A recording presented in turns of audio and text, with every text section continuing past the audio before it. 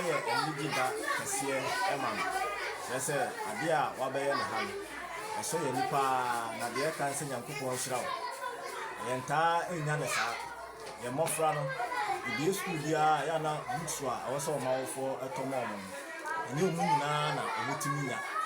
nti nne yi waba ha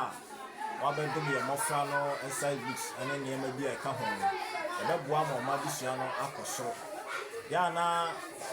NGOs no obi wɔ ha a ɔboa kuromfoɔ no nko ara yɛne ɛwɔ nkuro nketewa mu no ɔmo nhyɛ da ɛma ha baa deɛ wayɛ yi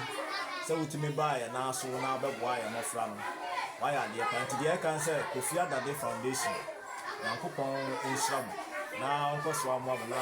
wontumi ntoa mo nnwuma pa a moyɛ so ɛdanse ne din de